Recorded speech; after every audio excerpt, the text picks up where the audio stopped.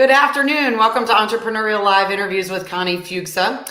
I had created this series of live interviews so that I could share with you people that are out there, found a passion about something, found a problem, found a need that needed to be fixed, and decided they would figure out how to share that with the world. And so these are people that just jumped out and said, you know, I'm going to figure this out. And an entrepreneur isn't necessarily just someone who started a business, but maybe they work within a business and they've created a niche within that business as well. So this is a person that found a need, or a group of people that found a need and figured out how to fix that need and now share it. And so today I have the amazing opportunity to introduce you guys to a lady I just recently met who has one of the most unique entrepreneurial journeys and a business that she runs that I've ever experienced. And so I just can't wait for her to share her story with you. So today I want to share with you Felicia Barlow Clar. And Felicia, thank you so much for being with me today. Thank you. I appreciate the opportunity.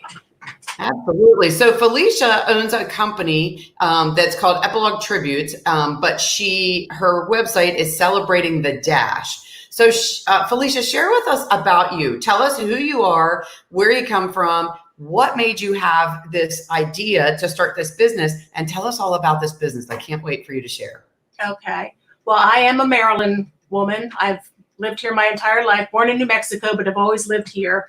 Grew up in Montgomery County. Now I live in Annapolis. Oh gosh, what else? I have had so many different careers in my life, but in a weird way, they've all been intertangled in the entertainment and event world. So I have worked in event production and video production for more than 25 years. And when my stepfather passed away 2 years ago, and then my sister passed away a year ago, and I was the one tasked with planning their services within the family, that's when I realized that there was a need for somebody to help families plan celebrations of life. Now funeral homes plan funerals, and there is a big difference between a funeral and a celebration of life. And with my sister, she had such a unique personality that one of the things I noticed at the funeral home is they work by templates. My sister did not fit any of those templates. She was a goofball. She was funny. It just didn't fit her. So I worked with finding a lot of pictures to celebrate the joy that she was, the comedic personality that she was, and the fun that she brought to my family. So we went through the whole service. I planned it with my reverend. We planned the whole service around sad country music songs that she liked, the old classics. And then we ended it with Mr. Boombastic, which was a song that was special to her children. She made them listen to it every day to and from school. She loved the little video of Mr. Bean dancing to it. It's kind of a silly video.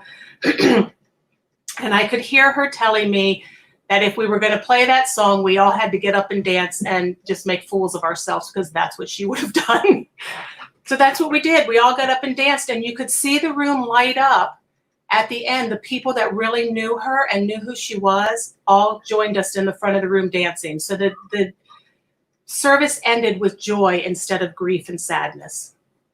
Oh my gosh, that is so exciting. I mean, it's so cool because, you know, we can all relate to this. We've all been to a funeral, and yeah, it's really sad. And even though you call it a celebration of life, you're sharing some pictures, but you're not really recalling and interacting the way that person would if they were sitting there with you. So this is really neat. So first, let's start by doing this. So first, let's dig in a little bit more. Tell us, how did you go from, you're working with the funeral home, these two really sad occasions. And I'm really so sorry for you about this because, this is very recent as well. But so you're going through the funeral home and you're understanding about these templates, and you said, wait a minute, there's a piece of this missing. So tell us about that thought process, those experiences, and what you've done to change the way that people go through these experiences.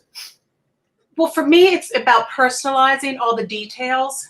So, when they were handing us templates, because I am an event producer, I was able to ask questions about, when they're handing you the stock quotes and everything, saying, well, pick one of these and put it at the end of the video, and pick one of those and, put it at the beginning. My family all looked at each other and were like, no. And I said, she used to write poetry. and she wrote children's books. She helped her children write their papers all the time. So I said, can we go pick her stuff out of her own poetry and put that? And you could see the funeral director kind of going, oh, well, gosh, nobody's ever asked us that before. So yeah, she could make a phone call and ask. So it was about asking the right questions, knowing what questions to ask, and being able to personalize it. Even my older sister helped with getting this beautiful floral arrangement made of cherry blossoms, because my sister that passed, Laura, was born in Japan, and we just thought cherry blossoms would be so representative, and it was just coming into season at that time. She died on March 25th, so that's right around cherry blossom season. So my sister Pat was able to call a friend and get a very special bouquet made out of cherry blossoms, because that's not something a florist typically offers. Neat. Yeah. So hence, this experience, you said, wait a minute, this is really not the way that people want to celebrate their loved ones. And I see an opportunity here to help people change the way that happens. So take us through that path a little bit. So now you've gone through this experience with losing your sister and deciding that you're going to make this change. You're going to do this a little bit different for her than the funeral home would have had planned, I guess. And so how did you go from there to, okay, I think this is something that's missing in the world, and here's how I'm going to make some change. So talk us through those processes afterwards. I actually work with a great coach that helped me see the possibility in it, because when I was sharing the story of my sister, just a few weeks after she passed, and working from our spiritual vision is how we work, and we work backwards from that. And my spiritual vision is to end suffering in the world.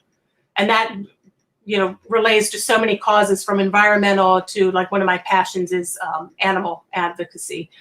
So she helped me to see that I was helping people in that moment to end their grief, at least in that moment, their suffering in that moment. And that's what had me realizing that, we really do look more at the grief and the sadness in a funeral, instead of the joy and the life that person brought. And as a storyteller, as a script writer, that was my thing, was, we really need to bring people's stories to life. You even look at obituaries in the paper, and they're typically written by somebody that did not know that person, or it could be a family member that only knew so much. And that's something that's becoming a part of the death positive movement, is people writing their own obituaries, like kind of pre-planning, because we're the ones that know our story. Right. It's true. It seems a little uncomfortable just because it's so different than what the tradition is. But as you say it makes absolutely perfect sense. So talk to us. Okay. So you worked with a coach. And so on this entrepreneurial path, talk to us a little bit about how you went from, dealing with the situation with your sister's passing and that process.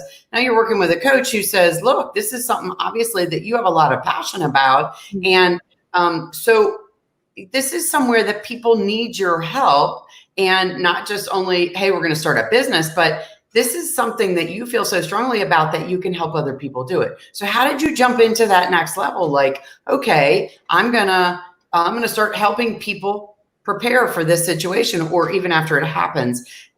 How did you jump into that? And then tell us about that process. What do you do when somebody passes and you're trying to help a family do this kind of things? Well, the first thing I did was a little research to see if it was something that was even viable, because I didn't know what the rules were around when somebody passed. And full disclosure, I'm lucky enough to have a younger sister that's a formal funeral director, so she could help me kind of go through the bearings as to what is necessary that a funeral home do and what's not. And there's only 2 things a funeral home is required to do, at least in the state of Maryland. So everything else is left wide open. So I started doing a lot of research. I came upon the death positive movement, which is all about, like, talking about mortality and our fear around death. And this was a year ago. So this is before the pandemic that I was looking at all this stuff. And this movement has been around for, I'd say, like the last 8 to 10 years. And it is trailblazers wanting to shift the conversation around mortality and around death. That, like, for me, I consider it when we embrace death, when we embrace mortality, it really is a reverence for life. It's like it almost gives us permission to live our lives with much more joy, excitement, adventure. Mm-hmm. When I started looking into this movement, and I found so many practitioners out there doing a lot of alternative things to the funeral industry. You know, like one of the things I learned was that, I mean, of course, death was a home-based stage of life prior to the Civil War, and the Civil War changed all of that, and then it kind of went down that cycle and got monetized and sterilized and then spent with strangers. And so this movement kind of brings it back to even having home funerals. And it's interesting because when I started looking at my past, my mother and I actually did a home funeral 15 or so years ago for her best friend who passed. So it's just interesting how we can look in our past and go, wow, you know, everything sort of comes together at that pivotal moment when it's supposed to. And that's how I feel with this. It's like my spiritual journey met, you know, past things I'd done, my event production. So it seemed to be the right thing. And as I looked into this as a niche, I found like maybe 2-3 other companies across the United States that were doing this. And I was going to go into wedding planning or doing more corporate events. And I realized, no, this is a real niche and this is something people need because event planning is really hard. It's very stressful. Event planning when you're grieving is like, it's just unnecessary. It's something that I want to help people kind of get through that moment of grief. They should be spending it with their families and not worrying about collecting pictures and producing videos. And, you know, for some, it may be a little cathartic and they can help in the process, but I just don't think that they should be given a list of things. I was given a list by the funeral home. Here's all the things you need to submit to me in the next week. Yeah. So that's what just shift the whole thing. When the more I got into it, the more I realized it was a real need out there. Yeah, yeah, for sure. I mean, like I said at the very beginning of our interview, I mean, I find this so just amazing and curious because this is truly a niche that, you know, you don't really think about till you have to have it. And I think you and I shared off camera that I had an experience a year and a half ago, a good friend of ours passed and I was helping with those things. And going through that is so, it's just so systematic. You're absolutely right. I mean, and I guess part of it is out of necessity because you're like, all right, I don't have the brain power to put all this together. But somebody like you comes in and helps you, you know, weed through it all and make it a celebration. How magical is that? So talk to us a little bit about the process of what you do. So when, you know, somebody contacts you and what's the process look like? What do you actually do with them? I have it in 3 stages, which follows a production timeline. There's pre-production where I would sit with the family and we would call through photos. I would listen to family stories and gather all the information to put together the life story. If the person had already passed, you know, what I would like to eventually really get into is helping people plan before they pass. And that could be, you know, even a 30-year-old who has, you know, thinking of that they may pass, you know, 60 years from now. But in the moment, if it's with a bereaved family, I would do that. I'd sit with them and then I would go and plan the whole event. You know, hopefully around catering. I would like to pick a venue that matched the person's personality, an officiant. If they don't have one, I certainly have a lot of officiants I know from my spiritual community. And then the day that we do the celebration, I would be there on site to make sure everything is happening as it should. I'm saying it's very similar to planning a wedding. It's just that's what it sounds like. It's really intriguing because it sounds like, yeah. I mean, until you said that a little while ago, I hadn't really thought of it being like an event, and it really truly is. It's just we have the funeral home actually doing that planning, and it's very systematic. So this is very interesting because you think about the celebration of your life. It's a big event. It absolutely is a big event, no matter who does or doesn't want it to be. And it's as big as, if not the same kind of thing as planning a wedding. So it's really interesting to bring that up. Yeah, I love this. And I love that, you're sitting with so I imagine when you're sitting with the family, you're going through, particular processes. They're gathering pictures. You're talking about music. You're talking about the person's life. You're listening to stories. And then you go into jumping in and actually start creating what this event is going to look like. And then, then there's some interaction with the family. Okay, we're doing this and we're doing this. And this is, is this the right path? Since you don't know the person, you may not have ever met the person. Right.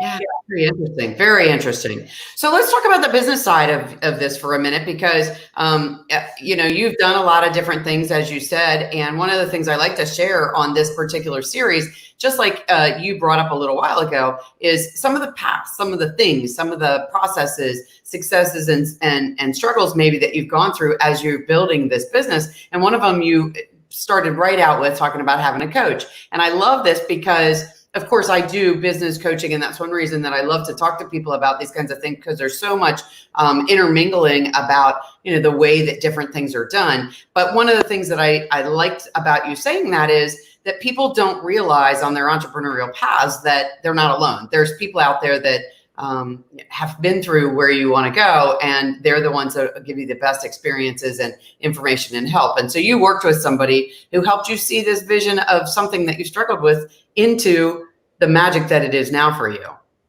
Yes. Yeah. Talk a little bit more about your coaching experience with because I'm curious how, everybody has a different experience in that area. And I'm just sort of curious how you went through, what made you decide to work with a coach? How did you pick somebody to work with? And then, some of the experiences that you've had with that. Well, that's interesting, because that's part of the entrepreneurial journey. Is I've had, I'd say, at least 3 or 4 different coaches that have helped me in the last 20 or so years.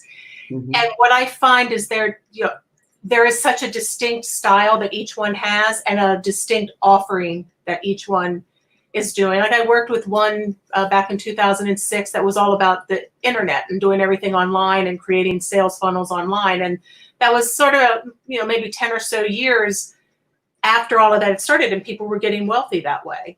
So I was like 10 years behind the curve. So that one didn't really work for me. Then I worked with marketing coaches, and oh gosh, I'm trying to think the last one before this one. Can't even remember. But this one, what rang for me was, he is all about mindset. And that's what I get, is that mindset is 80% of everything we do, but especially business. So talk about that for a minute with me, because that's one thing that I think is very intriguing that entrepreneurs just don't understand and don't see, is that, you can talk yourself, all of us can go through any experience as an entrepreneur at any time in our career and talk ourselves in or out of anything. And, all it takes is one bad phone call from somebody, or one bad experience, or one great experience, and it defines your next steps. And so talk about that mindset just a little bit, because I think this really speaks to this entrepreneurial journey that we're constantly talking about on this series. Mm-hmm.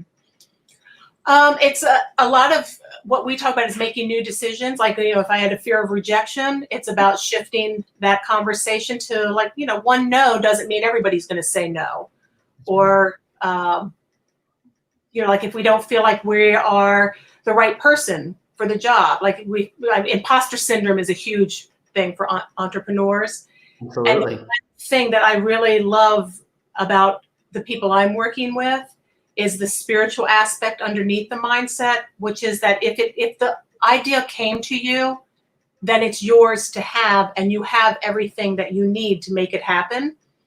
And you may not have it right there in that moment, but you just take that first step, and then you take that second step, and the third step, and the fourth, and you will have it. So in a way, it just made me realize there really is no such thing as imposter syndrome with entrepreneurs. I love this. So I like this imposter syndrome, because this is so common. And again, it's the same conversation, the same thought of all of us may think, oh, well, I'm not as good as such and such. Maybe you're a realtor, or maybe you're an event planner, and you're not as good as somebody else that does it, because you think, oh, they've been doing it longer than me, or they know more, or they have more contacts, or they went to school and have more education, and all of these things. That's what creates that, as you called it, very well. It's very well known as the imposter syndrome. And, you know, the thing that I want to point out is there's so many famous people that are so successful that have gone through this, and you can read about them time and time again. I most recently, honestly, read about Oprah Winfrey's experience with imposter syndrome. And it's so interesting because this is a real thing, and entrepreneurs have it every single day. You know, I mean, there's somebody that you can let influence your thoughts every single day. So getting yourself constantly in the right mindset is really important. Thanks for sharing that. That's really good stuff. So talk to us a little bit about, as you're going through this entrepreneurial journey, whether it's this business or other things that you've experienced as you've gone along, maybe some things that you learned that you just didn't realize you didn't know until you started doing it. Like, you know, some of the tools that you would needed to have, or some of the people that you needed to have in your corner, or some of those processes that maybe you didn't even know you needed until you started doing these things. Because I find that with entrepreneurs all the time, that they get involved in their business or their activity that they want to do and then go, oh, shoot, I didn't even know I had to pay quarterly taxes, or I didn't know I need to have a business license, or I didn't know. So talk to us about some experiences that you've had that maybe you were those, oh, shoot, I didn't know kind of things. A big one for me is event insurance.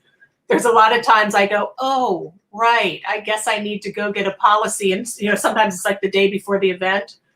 If I'm doing a one-off, because that's how it works in film and event production sometimes, is you just get a policy for a day. Gotcha. So that's a big one for me, is to always kind of go, oh, yeah, I need to get an insurance policy just in case. Right. Interesting. That's a good one. I mean, you know, not having talked to a lot of people that do events, that wouldn't seem so common. I wouldn't even have thought of such a thing. And that's exactly why we have these conversations, because there's so many things, you know, if you own an office space, well, you need to have some insurance in case somebody trips and falls or whatever. You're having an event, you're running the event, so you need to have some kind of insurance. Would never have thought of that. That's a really good one. Absolutely. How about some other experiences that you've had, maybe that you said, oh gosh, I didn't know I needed to do that? Well, I mean, I've worked in a lot of different scenarios with trying to create a business. Yeah. You know, I worked prior to this in corporate events, and actually worked with somebody in the Annapolis area for 5 years. Mm-hmm. To build a huge project that was going to be over in Crownsville, and that one just completely fell apart because of politics. So yeah, like realizing that can play a part in it. And if, like with that, it was kind of solely in this other person's hands. Mm-hmm. And I really didn't have a choice, but because it was so big, but to be completely on board with that and not able to do anything else. So that was a big learning lesson, is to not put everything else in somebody else's hands. I learned a lot from being in that position and watching her work. And I mean, she was one, talk about somebody that wouldn't take no for an answer. And that was a big learning lesson for me, was to go, you know what, that's a good skill to have. So and this is great information to share, because these are things that people just don't think about, that are, you know, I mean, you learn these things from people that you maybe a coach, or that you consider as a mentor, or that you look for resources to be able to build your own skills. And that there's another excellent way, is working with someone else, partnering with someone else, and not realizing, hey, some of these pieces that maybe you need, or that you want to make sure you don't need, or that you don't have, or that you don't act on. So that's really good information. I appreciate you sharing that. So tell us a little bit about how someone works with you. So does someone just call you on the phone? Do you how does one get to work with Felicia? They can call me, or they can go to my website, which is celebratingthedash.com, and on the contact us page, there's a way to register for 45-minute free consultation, and we can kind of get a feel for what it is they're looking for. Like I had somebody contact me last week that wants to do a celebration for somebody, her cousin that passed 5 years ago. So like I thought that was nice. So we'll do a consultation and just see what it is they're looking for. And of course, you know, right now things have been, as far as events, a little more difficult to do. So we can do a virtual. Somebody gave me the name of Zoomeral service. Very good. Very good. Zoom is made name, hasn't it? Yeah. So That's really cool. Okay, so how did you come up with the name of your business, Celebrating the Dash? That's really interesting. there's a poem out there, I guess a poem. It's a writing called The Dash. And if you've not read it, it's lovely. It's about the life that we live between birth and death, which is the dash on a tombstone. And that's where I kind of got the inspiration for it, was we really need to celebrate that life that's lived between the birth and the death. So Nice. I love that. And that's exactly it. It's not just a celebration of life kind of event, but celebrating what happens between that whole window, not just what just happened the last 6 months or a year or whatever. So that's really interesting. Very cool. Tell us what your website is. The website is celebratingthedash.com.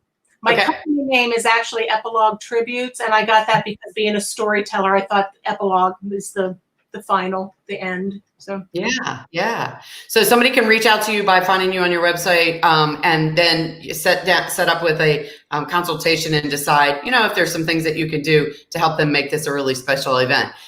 Tell us, if I was an entrepreneur starting out today, or even if I'm somebody who's in my business and I'm just like imposter syndrome, or negative Nancy has hit me and I just can't get out of the rut, out of the mud puddle, whatever you choose. Tell me your go-to piece of advice for an entrepreneur.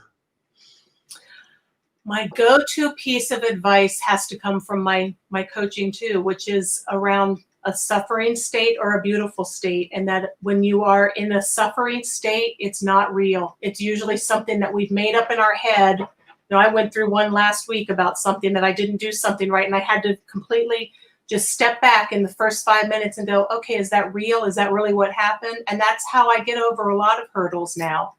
I love it. That is fantastic. I mean, really stepping out of the middle of being in that swirling whirlpool and realize that maybe that isn't really exactly how it happened. Or even if it did, could you have even done anything differently? Probably not. You did it the way that you best knew how to do it, and you have to move on. And maybe you learn from it, maybe you don't. I love it. That's really super good. So tell us about, Felicia, do you have any special charity love that you want to share, or do you have a special in your business going on right now? Or is there something that you want to share with us about you that you want everyone to know?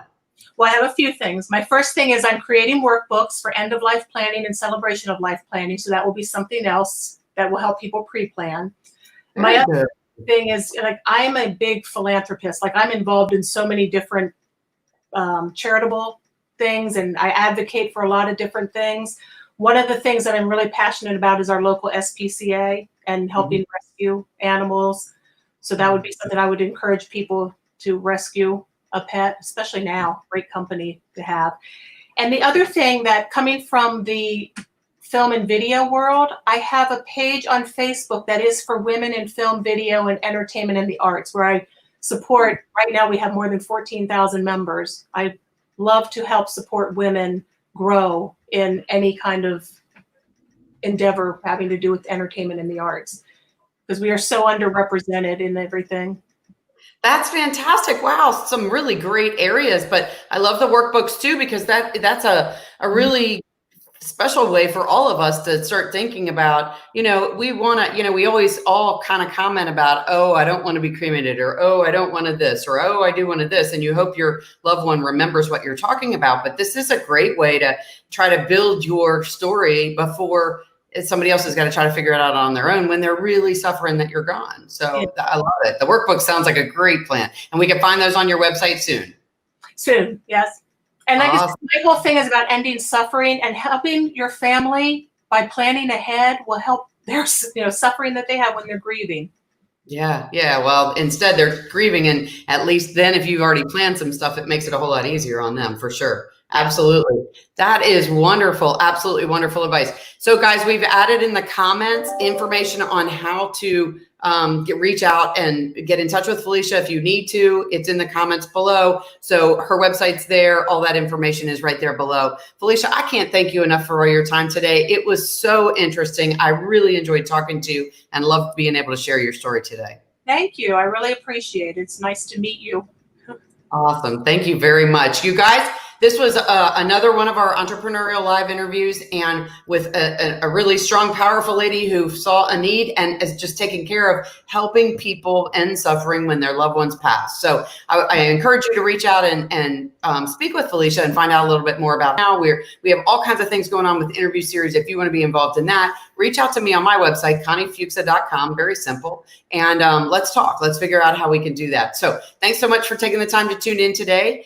Check out our next Entrepreneurial Live interview with Connie Fuksa coming up soon. Felicia, thanks again for your time today. I'll talk to you soon. Okay. Bye, everybody.